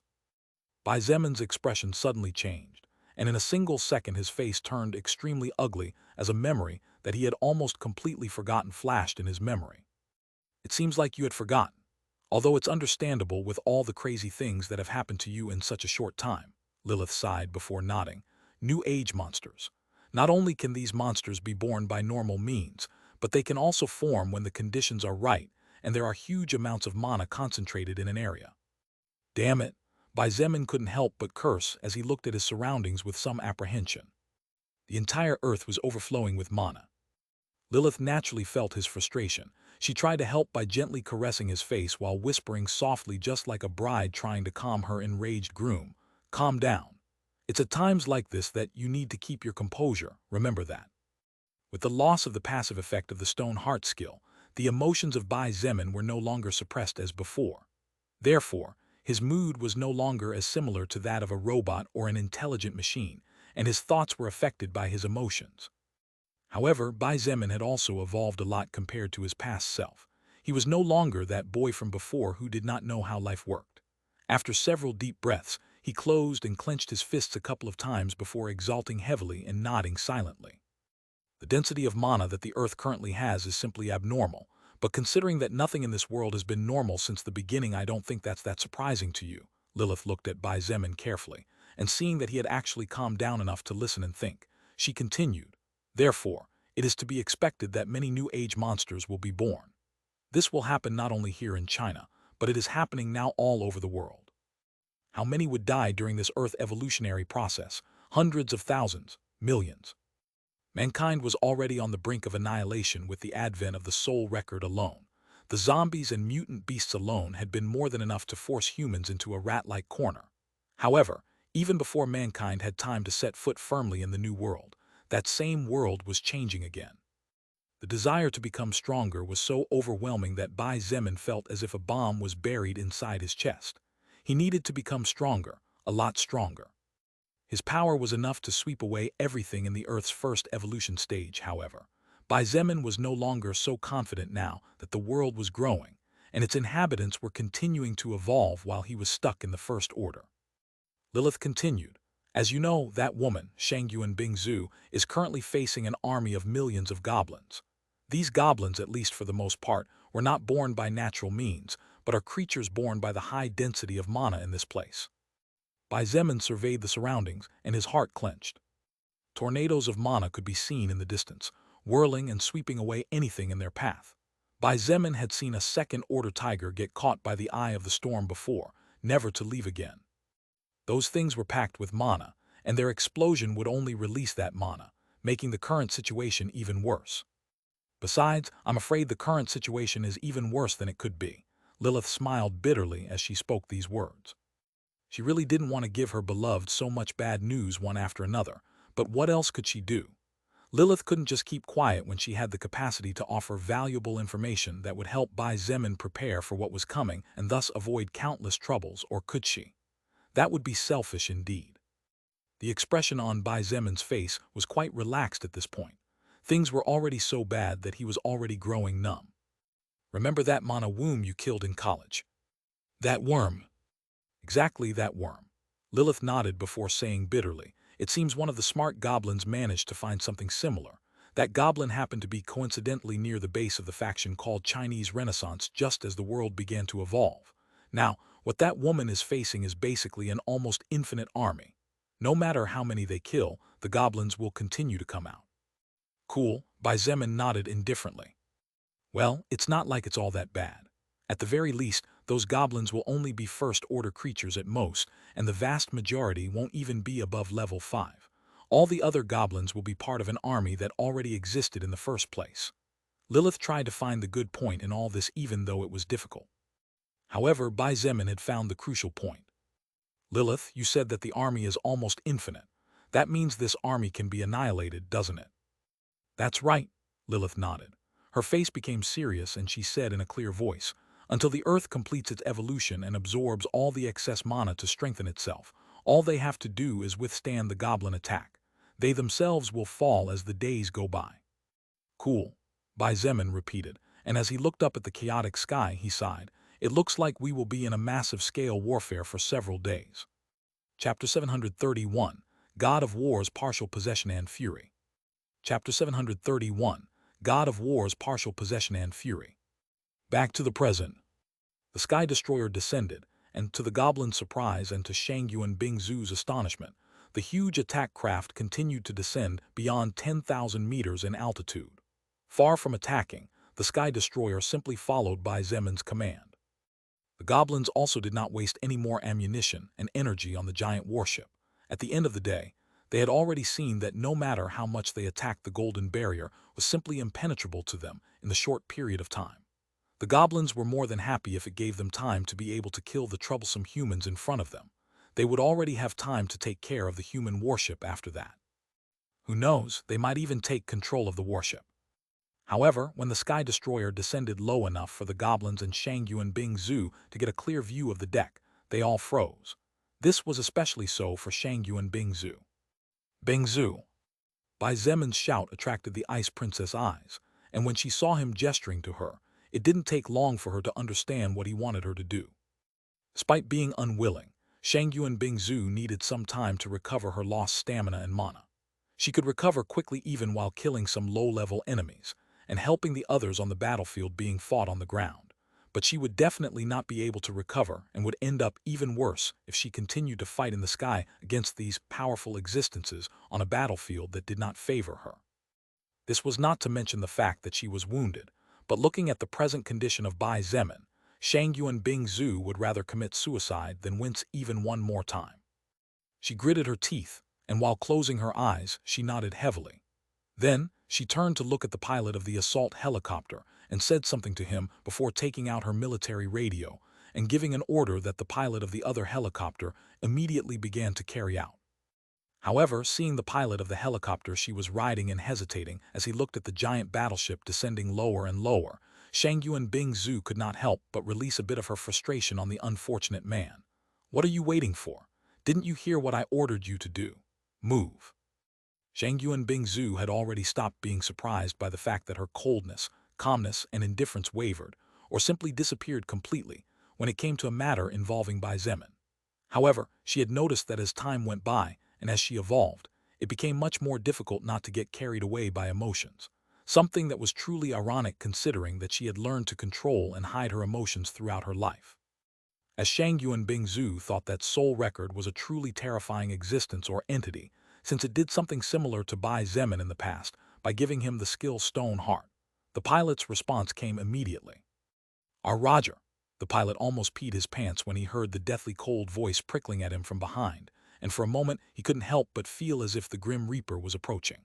The man didn't dare take even a second as he carefully controlled the helicopter, and a few moments later it flew through the thin golden barrier covering the battleship, landing slowly in a corner not far from the other helicopter. Shang Yuan Bingzu observed the people standing in the center of the battleship, and an expression of surprise and confusion flashed in her eyes. They all wore rank 1 armor and carried mostly swords and spears, but there were also some with shields and giant axes or one-handed hammers. All were rank 1 weapons as well, and she could identify that they had not been forged by Bai Zemin because she had seen his work in person. However, what shocked Shang Yuan Bingzu the most was the number of people, as well as the strength they possessed. "Bingzu, I have explained the situation to them before. They will listen to you on the battlefield." Bai Zemin shouted from the distance. The Sky Destroyer soon descended beyond the thick clouds of mana, making them no longer visible from his position. "Attack! BOOMs, BOOMs, BOOMs, BOOMs, BOOMs, BOOM, BOOM." Panda novel the goblins did not stand in silence. After the terrifying Sky Destroyer disappeared, and they were sure that they would not be attacked by those ferocious cannons, the green creatures ordered the attack, and the Zeppelins immediately opened fire under the control of the creatures inside. Bai Zemin did not dare to stand still at all, and at the slightest sign of problems, he had already moved from his previous position, making use of the more than 2,000 blood threads he had prepared beforehand. What he was doing was not very different from flying through the skies, as he could even pass through some threads, as if they were not there, and use others located beyond, thanks to the almost merciful capacity that blood manipulation granted him over the element. There were hundreds of threads that were shattered when they encountered the firepower of the magic cannons. However, the power of the magic cannons was not powerful enough to destroy on a molecular level something that was reinforced and empowered by the mana of a monster like Bai Zemin, even if it was just blood. Therefore, not even a second after breaking and practically disintegrating, the blood threads glowed, and under Bai Zemin's control they came back together and became as tough and resilient as they were at the beginning despite being so thin and looking weak. Die. The expression on Bai Zemin's face was as fierce as that of the demons when, after stepping on one of the many threads surrounding him and launching himself like a torpedo towards the nearest zeppelin, he raised his weapon high in preparation to attack. Pa India. Naval Lonely Wolf Aura. The blurred image of a crimson-colored wolf appeared at Bai Zemin's back as he released all his murderous intent and focused almost 100% on the goblin in front of him. However, to Bai Zemin's surprise, the third-order goblin grinned. The grin on the intelligent goblin's face was a bit fearful as the murderous intent laden with the life of over 1 billion living beings was discharged on his head. However, the grin on the creature's face was mostly mocking, as if it disdained Bai Zemin's attack. It was then when Bai Zemin sensed deadly danger from behind, and for an instant, he felt his blood run cold as he realized that at some point, one of the goblins might have moved without him noticing. Swoosh! The goblin that Bai Zemin was targeting also moved, and with a mighty leap headed to meet him. Even though his overall power had dropped considerably due to the constant effect of the Lonely Wolf Aura skill, a third-order existence was a third-order existence not for nothing. A flash of madness shone in Bai Zemin's eyes, and just as it happened several times in the past when an enemy cornered him, he completely threw all fear towards death. Instead of focusing on defense to suffer as little damage as possible, what he did was activate Gravity Manipulation X20 and reactivated Crimson Flame, almost completely ignoring the slashing attack that was getting closer and closer to his back. Bai Zemin simply barely had time to turn his body slightly when a horrible amount of pain that made his pupils tremble assaulted him. At the same time, a large gush of red blood flew gushing out of his chest and out of his mouth. However, the fact that he did that also had its reward. BOOM. Bai Zemin's greatsword slammed into the chest of the third-order goblin that was attacking him from the front, his main target. The sky lit up for a moment with crimson radiance as flames danced everywhere along with crackling lightning. The third-order goblin surprisingly did not die on the scene, however. The blow had been fatal enough to critically injure him and cause him to pass out. Bastard! The third-order goblin that had managed to stab a poisoned sword into Bai Zemin's back raged. Not only had his surprise attack failed to hit the heart, but the human in front of him even ignored it to kill one of his own. Little flame! Bai Zemin ignored the pain he felt in his back and chest as he roared loudly. Bang! The endless blue lotus flame burst outward from inside Bai Zemin's body, and in a split second surrounded both his body and the killer goblin's body. The third-order goblin immediately panicked as huge waves of pain assaulted his body. To the creature's surprise and disbelief, his natural defensive layer was turned into trash by the blue flames, and in just a split second his body began to suffer burns that would definitely become terrifying as time passed. While the power of the endless blue lotus flame was not enough to end the life of a third-order existence in a short period of time, the ferocity with which the blue flame burned was enough to drive anyone crazy. Therefore, the first reaction of the third-order goblin was what any living being would have in this kind of situation: to let go of his sword and retreat in an attempt to get away from the cause of the hellish pain he was suffering. However, this was a fatal mistake from the goblin. Bloodlust has reached its peak. Second activation of God of War's will, God of War's partial possession, goes into immediate effect. Strength plus 800, magic plus 800. Boom, boom, boom. Accompanied by explosions comparable to several bombs going off continuously, and under the wide eyes of the goblin assassin that had not yet moved far enough away from Bai Zemin, the huge sword surrounded by red flames and bright crimson lightning grew larger and larger before hitting him directly in the head. BOOM. The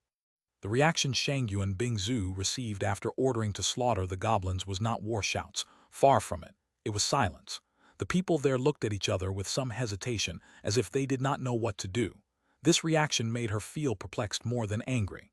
It was as if the people in front of her were not warriors to begin with. However, such a thing should not be possible. No, it was just impossible. It made no sense at all in Shangyu and Bingzu's eyes. This was because the group of approximately 2,500–2,600 people in front of her consisted of all first-order existences. There was even a second-order one standing in front of the troops. Where on earth had Bai Zemin gotten so many first-order humans from? No, more importantly, where had he hidden these soul evolvers? Shangyu and Bingzu's mind was in chaos, but she knew that this was not the time or place to ask questions for which all her doubts would have to wait. Now, however, the problem was another. Why weren't these people moving? Of course, Shangyu and Bingzu had no way of knowing that these people were actually technically normal humans. These soul evolvers in front of her had been zombies until a few hours ago, but thanks to the power of Bai Zemin's limitless pagoda, they had regained their humanity after their records returned to normal. It was the first time Bai Zemin had turned so many zombies into humans again, so there were many things he didn't know about how they worked. After all, it could be said that he was new and inexperienced when it came to the power of his limitless pagoda, its current limits, and its hidden virtues. With unclassified zombies, they all experienced about 1 day of fever before slowly recovering and regaining consciousness. However, these reconverted humans would not retain memories of their life as zombies. It seemed that things were different from the First Order. Instead of being unconscious for so long, first-order and second-order zombies were only unconscious for about 30 minutes before waking up. In addition, another not-so-small difference was that these zombies regained their memories of the time they lived as zombies, since in contrast to the unclassified zombies, they had at least some level of sanity. This was mostly true for the Second Order. All of these reconverted humans had decided to follow Bai Zemin, including the Second Order zombie that had led them before. It was precisely for this reason that he equipped them with weapons and armor, welcoming them into his faction with joy in his heart. After all, how could he not accept them and be happy? This was a large army of very powerful soul evolvers, one less zombie and one more human.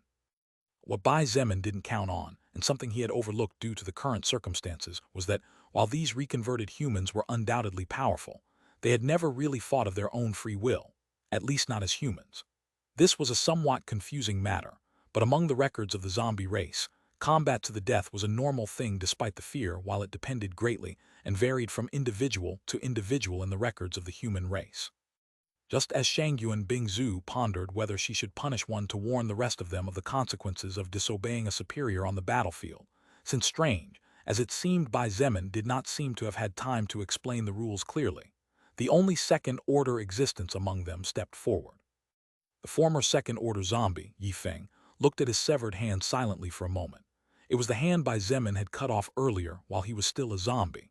After a few seconds, Yi Feng raised his head and looked at the reconverted humans in front of him. They all had the same complicated and doubtful expression that he had had a moment ago. Bai Zemin, the person who saved us from the prison we were in, cut off this hand of mine, Yi Feng said calmly. His voice was neither high nor low, nor did it contain hatred at all despite the content of his words. On the contrary, it was thick with gratitude as he said louder and louder, "However, I don't hate him at all. On the contrary, I feel deeply indebted to him." Everyone looked at Yi Feng in confusion. No one knew why he was saying this, as honestly none of them cared too much about how he was feeling. However, the next words he said struck a nerve in the heart of all of them. "All of us here have done unforgivable things, haven't we? You all know what I'm talking about, don't you?" Yi Feng shouted with hatred and anger in his voice as he looked at everyone with red eyes. Shangyuan Bingzhu did not know what he was talking about, however. Everyone else was aware that the anger and hatred in Yi Feng's eyes and voice were not directed at them, but were directed at himself. "My sinful brothers and sisters, for every goblin we kill, we will be saving the life of a human. Don't you think it's only fair for sinners like us to redeem ourselves at least a little after all the atrocities we have committed?" They had killed countless humans. They had eaten their own kind. Some had even been the cause of family members, friends, and loved ones being eaten to death or turned into zombies. Pa Nda. Novel, even if all these acts were committed by people who were not really them anymore. The memories were fresh in their minds, as if the ones who made those decisions had been themselves. One of them finally snapped. "Fuck!" With a roar filled with anger, pain, and above all frustration that only those who lived with the memories of what they did could comprehend. One of the little over 2,500 First-Order reconverted humans turned around and rushed to the edge of the battleship before jumping off with resolve. Yi Feng's words seemed to contain some kind of fire that served to light the fuse that was silently waiting to be burned in order for the powder hidden underground to finally fully explode. "Fight! Kill the goblins! We have to pay for our sins." Shangyuan Bingzhu watched frozen and wide-eyed as the over 2,500 soul evolves roared skyward words with feelings that mainly hovered around sadness. Then, they all ran to the edge of the Sky Destroyer and jumped fearlessly and without any hesitation, falling directly between the human troops and the seemingly endless goblin army. She watched in confusion and at the same time amazement as the more than 2,500 First-Order humans, under the leadership of a Second-Order one, charged straight into the sea of goblins. They all slashed their weapons with cries of rage, and some of them with tears blurring their vision. Blood flew everywhere. Over 2,000 skills of all kinds were activated practically at the same time. Thousands of explosions shook the earth, and in just a second, tens of thousands of unclassified goblins were wiped off the map forever. Shangyuan Bingzhu heard a pair of footsteps behind her, and when she looked over her shoulder, she saw Zia Yo in the company of Evangeline and Shen Mei. She knew that Bai Zemin's mother and sister had gone north with him, but she guessed that they were inside the battleship at the moment. "Evangeline, do you know these people?" Shangyuan Bingzhu asked. Her first thought naturally was that perhaps something big had happened in the north, and since she had not been in contact with the faction for about 1 month, she might need to get updated. However, to her surprise, Evangeline shook her head and said in a cold voice, "I have no idea." Zia Yo approached the edge of the battleship, And as she watched the humans that had been under pressure suddenly pushing the goblin army located in the south back bit by bit, she sighed. Our leader really is a man of miracles. We are lucky that someone like him was born in our China. After saying such words that expressed her current feelings and real thoughts, Xia quietly chanted, Wolfpack. She directly consumed 80% of her mana and used every point of her magic in order to make the effect range of her skill extend to the maximum possible. All humans who considered Bai Zemin their leader from the heart regardless of their reasons, and that were within a range of 20 km with her, as the center immediately had a tremendous power boost. The explosions coming from the ground became more terrifying. The power of magical skills and physical attacks practically multiplied, tripled, and in some cases even quadrupled.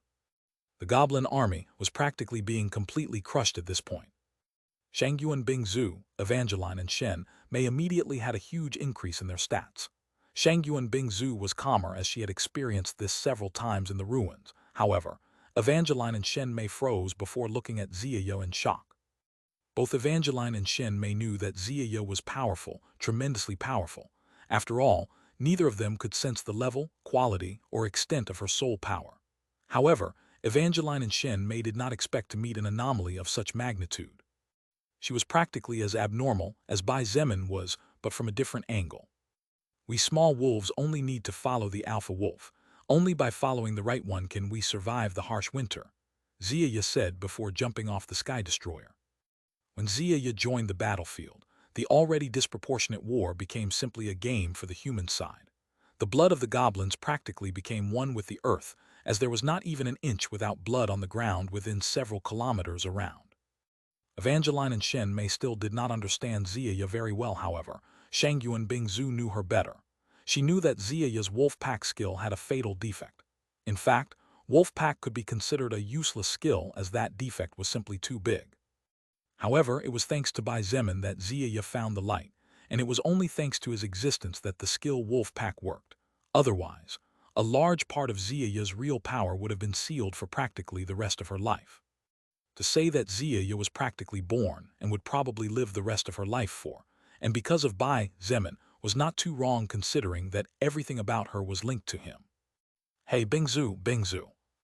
Wu Yijin's voice rang out from the military radio in Shangyuan, Bingzhu's bag. Yijin, she replied after picking up the radio. What's going on? The goblins at the other gates are moving south as if they have received some kind of order, and when I reported it to Feng Tianwu, that girl replied saying that there was no need to worry. She simply gave the same reply to all the other commanders. Wu Yijin's voice sounded quite anxious and even a bit hysterical, which was completely normal.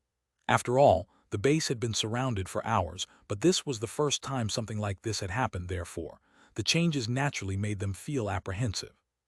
Besides, no soul evolvers from the other three gates dared to leave their position to head south to see what was going on, because if this was a trap set up by the goblins to attack the moment the humans neglected one of the gates, it would be fatal. Shangyuan Bingzhu sighed. She looked with cold eyes toward the sky and saw Feng Tianwu standing on a giant fire eagle. For some reason, she simply could not like Feng Tianwu, but Shangyuan Bingzhu did not understand why, since the two of them had never actually exchanged more than a couple of words while in the ruins to organize attack and defense.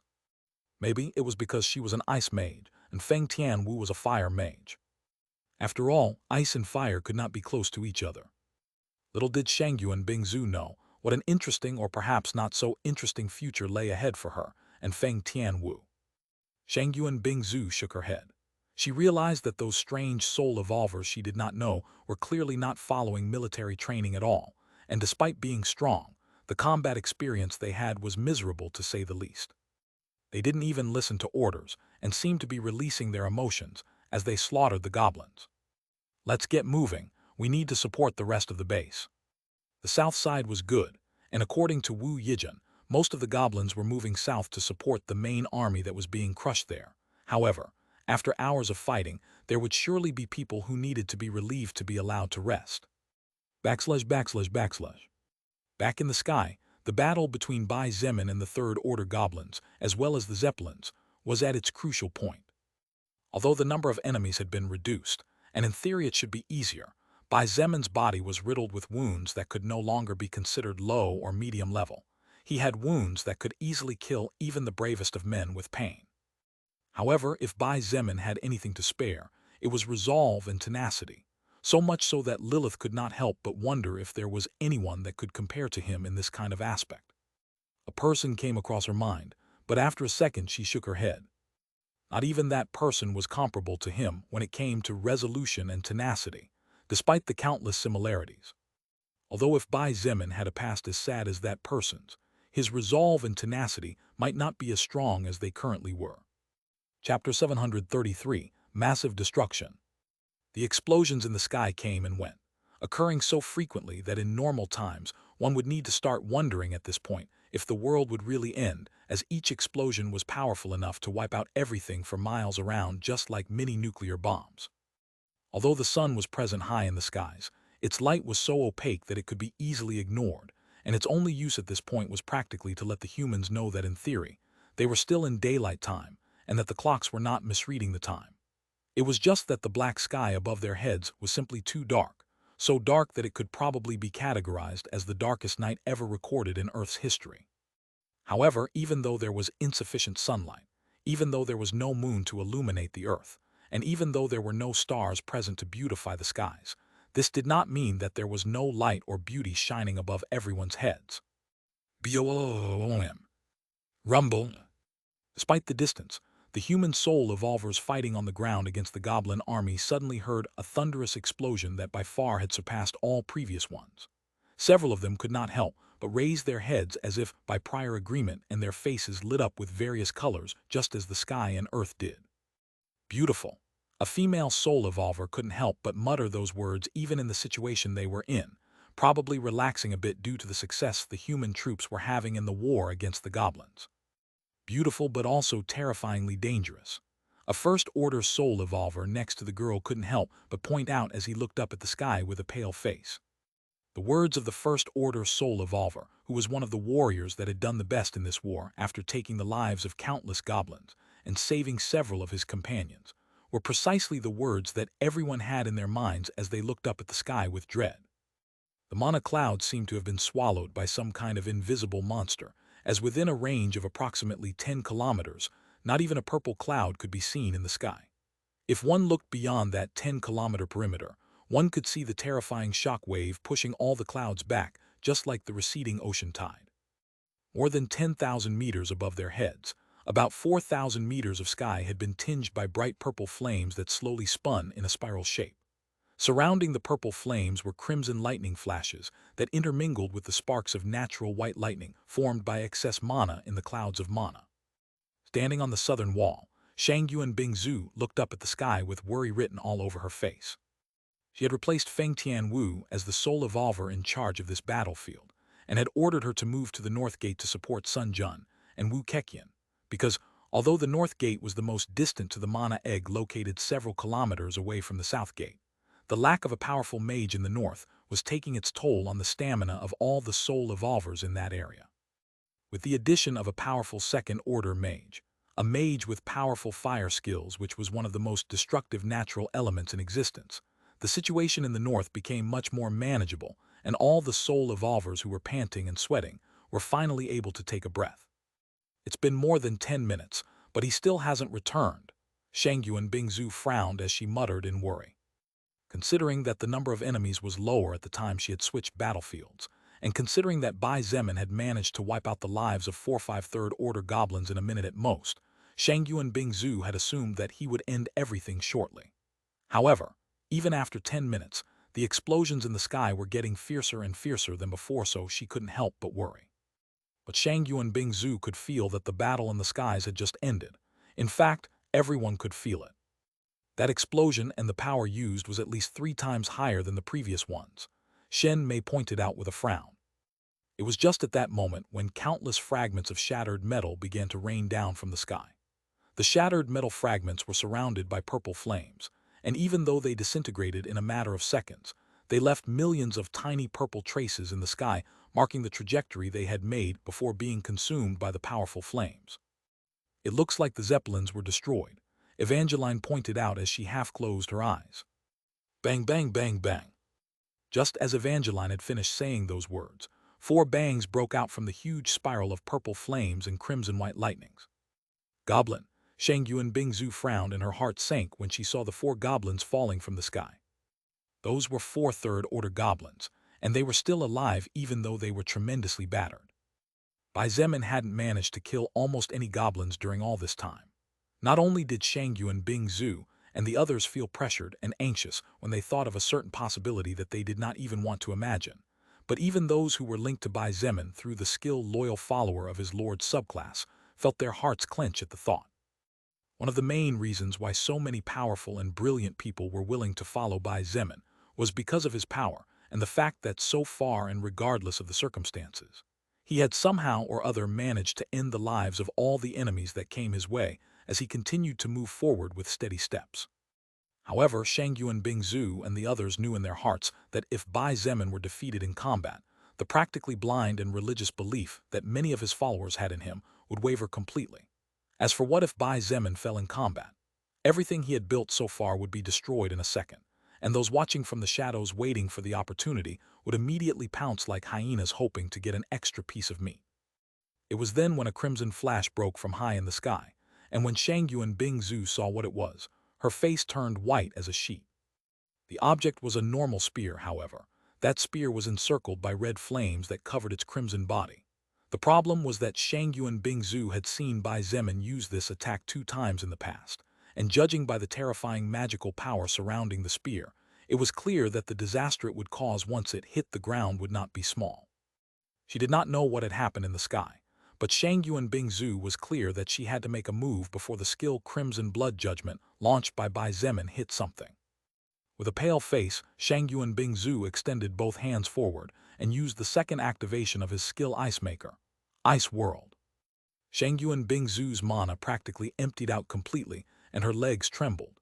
She used sheer willpower to stand upright while pushing all her mana out by making use of her high magical power, and in a thousandth of a second, a great change occurred on the southern battlefield. When the blood spear surrounded by flames was less than 5,000 meters high, its terrifying magical power began to affect the surroundings. The rivers of blood began to evaporate, the earth began to tremble, the sky rumbled, and the temperature of the area rose so high that even the goblins stopped their assault to look up with confused eyes. At the same time, several ice traps that had been set several hours ago by Shang Yuan Bingzu at Bai Zemin's request were finally activated under her command. Pa Nda. Novel bang, bang, bang, bang, bang, bang, bang. Countless silver-colored magic circles exploded, and all the mana and magic power they contained was released at once. Under the astonished eyes of everyone, a great cloud of white frost enveloped the area, and the vision of everyone in the south of the entire battlefield was almost completely blocked. The frost was so dense and thickly concentrated that even with the temperature being much higher than normal, it was not expelled. A second later, the crimson glow in the sky grew, and along with 4 explosions caused by the third-order goblins slamming hard into the ground, the terror finally descended. The power of the explosion was followed by screams of terror, not only from the human side but also from the goblin side, because unlike zombies and mutant beasts, the goblins did have basic intelligence. However, the terror screams of the goblins disappeared without a trace in an instant, while the terror screams of the humans were silenced by the earthquake that reverberated for more than 60 km around. Rumble. Boom, boom, boom. The ground shook and caved in, causing the First Order and unclassified soul evolvers to lose their footing and fall amidst their cries of shock and fear. High on top of the walls, the faces of the soldiers were as white as paper as they watched the huge blaze of crimson fire soaring into the clouds, ending in the shape of a mushroom covered in lightning. A pained expression appeared on Shang Yuan Bingzu's beautiful face as she held both hands outstretched and tried to hold down the fort. Her expression was so pitiful that any man would not hesitate for a second to sacrifice himself for her lovely beauty, but everyone was too scared to pay attention to what was happening to her. Several kilometers distant, right on the line that separated most of the goblin army and the human army, a huge wall of ice stretched for approximately 100 kilometers long and rose more than 3,000 meters into the sky. Boom, boom, boom. The fierce shockwaves continued to strike with great power on the wall of ice as they spread out in a circular shape with the point of impact as the center. The goblins on the other side of the wall were wiped off the map in a flash, and regardless of whether it was First Order or unclassified, their bodies exploded when they were hit by the shockwaves or incinerated when they were reached by the flames. Behind the huge walls of ice, the humans watched wide-eyed and fear-filled as they tried to scramble to their feet in an attempt to get as far away as possible from the blazing hell in front of them. They had no confidence in that wall of ice. The power of Crimson Blood Judgment was simply too destructive. Bai Zemin could not control it at all. The power of the attack had been so huge that even from the north gate the slight trembling of the ground could be felt, and when the soul evolvers and soldiers stationed there looked up to the sky, they saw the crimson glare burning fiercely in the distance. Finally, after what seemed to be an eternity even though it was only a few seconds, the power of the magical attack began to slowly fade, as the mana and magical power began to be absorbed by the evolving earth. The strong winds that were already fierce calmed down a bit, the crimson fire began to fade, the trembling of the ground became progressively less, and the rumbling of the sky was no longer as thunderous as before. Crack, crack, crack. The cracks that already covered the entire wall grew. A moment later, that wall of ice that had prevented the humans from being wiped out from the mana finally couldn't take it anymore. Bang! With a loud bang, the giant wall of ice collapsed. Some pieces of ice were as big as the size of a house, while others were as small as a speck of dust. The larger ones caused the ground to shake again, as they fell while the smaller ones floated in the sky for a long time like endless sparkling diamonds that would have made the eyes of many shine had it not been for the horrible scene beyond the now fallen wall. From the human side, beyond where the wall of ice stood, there was a crater so large that it looked like a small abyss. The ground had been melted at least 3,000 meters, and its width was at least 20 kilometers, slowly losing depth as one moved further away from the center of impact. The earth was scorched, the ground cracked, burning lava ran through the rocks deeply buried inside the crater, and fiery steam was slowly rising into the sky. It was a truly terrifying scene that chilled the blood of all humans at the mere thought that only a wall of ice had saved them from the same miserable fate that the goblins had experienced. Standing on top of the walls, Evangeline moved to support Shangyuan Bingzu when the latter was close to collapsing. There was a thin trickle of blood running from the corner of her lips, but Shangyuan Bingzu's eyes were fixed in the distance. No matter how many times I see it, this attack is really terrifying, Shangyuan Bingzu said in a low and weak voice. She struggled to stand on her own as she slowly said, "Such power. It's hard to believe that a human can reach such destructive capacity." Lin Min, the person in charge of the armed army at the south gate, was as pale as a sheet. The man had fallen on his butt while sweating bullets staring into the distance. Although he could not see the destruction, the trembling from the previous attack had caused him to be unable to stand despite the distance. That thing was caused by a human. Bullshit. Not only Lin Min but none of the nearby soldiers that heard Shangyuan Bingzu's words could believe such a thing even if they were beaten to death. Evangeline and Shen Mei said nothing. Both women had pale faces as they looked into the distance. Unlike normal humans, they were able to see a bit of the situation in the distance, and even though they both knew that the cause had undoubtedly been Bai Zemin, it was hard for them to accept. At the end of the day, Shen Mei did not know of the existence of Crimson Blood Judgment, and Evangeline had only seen the aftermath of the attack, but without seeing the true result of it even once. Only those who had accompanied Bai Zemin since the beginning of his journey, since before he could leave the university, only they knew how terrifying the power of Crimson Blood Judgment was. This was the third time Bai Zemin was forced into a corner, and one or more enemies forced him to use this attack. At the east gate, Wu Yijin's face was pale, but her mother Sun Ling's face was even worse. What was that? Sun Ling muttered in horror. Wasn't that power too crazy? It was practically comparable to a nuclear bomb. Although she had witnessed the final destruction of the fight between Bai Zemin and that fourth-order existence in the ruins, this was on another level when it came to pure destruction. Chen He observed the sky with a complex expression. There, a small golden dot slowly descended as countless blood chains danced around it like loyal servants waiting for the master's command. He sighed and said in a clear voice, "That's one of Bai Zemin's attacks. That's why I said before that he was no different from a moving nuclear bomb." Sun Ling said nothing. She looked at Bai Zemin in amazement, and her respect for him was only increasing. At the same time, when she looked at her daughter standing beside her, Sun Ling could not help but smile bitterly. Her daughter watched with smitten eyes as that small golden dot with countless crimson chains slowly descended from the sky. In the sky, Bai Zemin, who was being watched as if he was a god, was barely struggling not to fall as he tried his best to keep the blood inside his body. Chapter 734, Lilith Angry. You were too reckless. Lilith reprimanded in a serious voice as she followed Bai Zemin closely during the process of descending to the ground. It's not like I had too many options, Bai Zemin argued back. His voice sounded weak and rather lackluster. There was even a tinge of pain in his words. However, it was already a miracle that he was talking and moving considering the current condition of his body. Lilith did not immediately reply to the words Bai Zemin said and instead looked at his body. However, the more she looked the more she frowned, and amidst the worry in her eyes, there was also anger and irritation. The upper part of Bai Zemin's armor was nowhere to be seen anymore. The durability of the armor had fallen to zero some time ago during the process of the battle. In fact, it wasn't just the upper part of the armor that had been destroyed but the shoulder pads, cape, leg guards, gloves. All the equipment he was wearing had been brought to zero in durability, and except for the lower part of the armor which was in considerably good condition as it had not been targeted by attacks, and the accessories that came from the soul record, Bai Zemin had been left in ruins when it came to equipment. His torso, which in the past was enough to steal the breath of countless females, had at least 20 burns, 4 or 5 cuts of varying degrees of depth, and even a hole that went through him from one side to the other just inches from his heart. His arms had practically lost all their skin, and one could see the red flesh and blood barely contained by the skill blood manipulation. His left arm had even lost 1/4 part of the total flesh, and one could even see the golden bones underneath, and the same was true about his left shoulder. Bai Zemin's back was a mess not much better than the front of his upper body. Even his handsome face had a deep cut on his right cheek and a pretty serious burn on his neck. His current condition was critical, not serious, critical.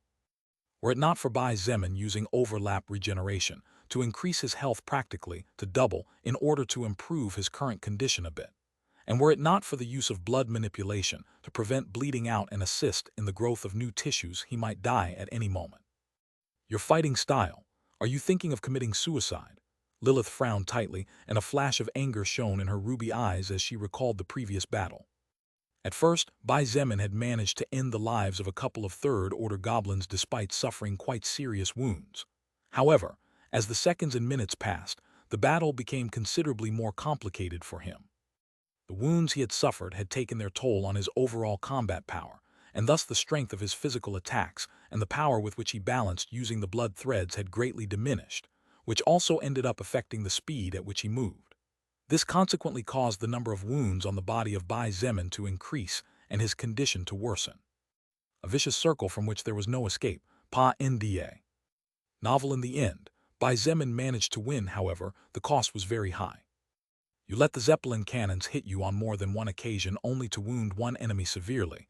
You received several attacks from third-order existences only to be able to cut off an arm and a leg of your enemies. You received a deadly poison that almost pierced your heart only to kill one of your enemies. The more Lilith spoke, the angrier her voice sounded.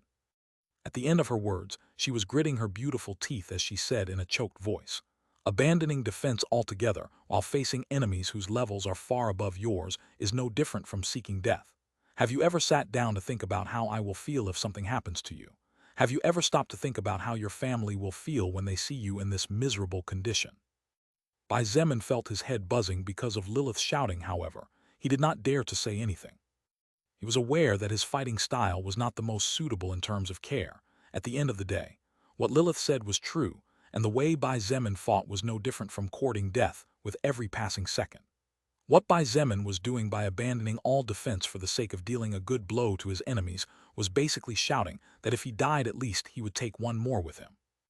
It was also true, and Bai Zemin knew that he was being a bit selfish by acting this way, even though in his heart he knew that there were people who cared deeply about him and would probably suffer greatly if something bad happened to him. However, it wasn't as if Bai Zemin wanted to fight like this. It wasn't as if he loved being mortally wounded and experiencing these kinds of pains that drove him to the brink of insanity over and over again. At the end of the day, Bai Zemin was not a lunatic who took joy from pain. It was just that he really had no choice but to fight with his life as a gamble.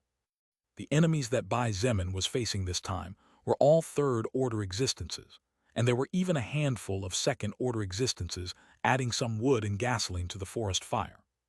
While Bai Zemin was powerful, fighting against approximately 10 third-order existences and around 12 second-order existences in combination with approximately 20 flying war machines was not an easy task, even less so when the battlefield was in the sky, which gave the enemy an advantage and detracted from his advantage.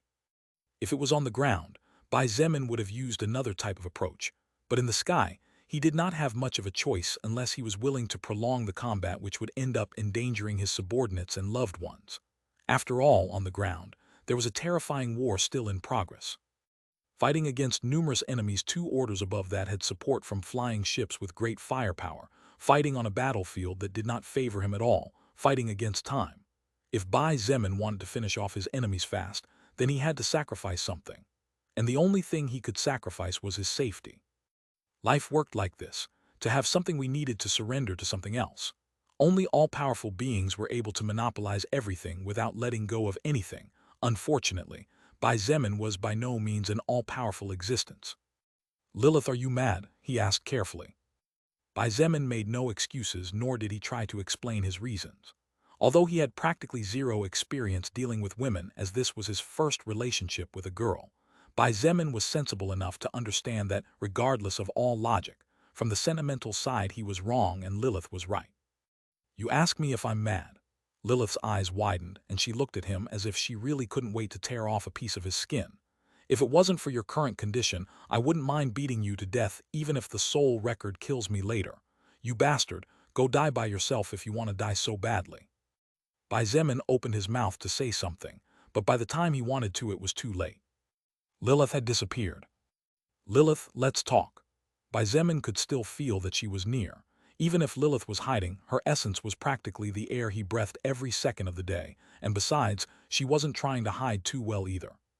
However, she did not respond to his call, nor did she move to show herself again. It was clear that Lilith was really angry, and probably wouldn't come out for a few hours or maybe several days until she calmed down a bit. Bai Zemin could not help but sigh in his heart. Even though Lilith was indeed acting irrationally, could he really blame her? Of course he couldn't. Love was irrational to begin with. Logic did not apply to emotions. Reason was blocked and eyes were blinded when it came to strong emotions, not to mention the strongest of all, which was love on equal footing with hate. In fact, Bai Zemin would be hurt if Lilith didn't react like that, as it would mean that her feelings for him were not as strong as she said, or as they appeared to be. Let's let her calm down a bit first. Bai Zemin had no way of finding a solution to this matter this early. Besides, he needed to take care of another matter. He needed to rest. Bai Zemin had activated overlap regeneration 8 times in total, only 2 more times before his soul began to feel pressure. However, despite his situation, he decided to wait for Zia to help him instead of using those last 2 chances of the day to double his health for a couple of seconds. When Bai Zemin slowly descended on top of the walls, he was greeted in silence by the entire south gate. While the goblins were still emerging from the mana egg, it would take at least a few minutes for them to get there, as the previous attack had wiped out a large number of them, and the change in terrain would make it difficult for them to get this place as fast as before. For a few seconds, the only sound that could be heard was the distant explosions coming from the other 3 gates. The 2 closest gates, the east and west gates, were approximately 120 kilometers distant, so the explosions sounded quite muffled even though they were definitely frightening. There were no cheers welcoming the hero, no thanks either, just silence.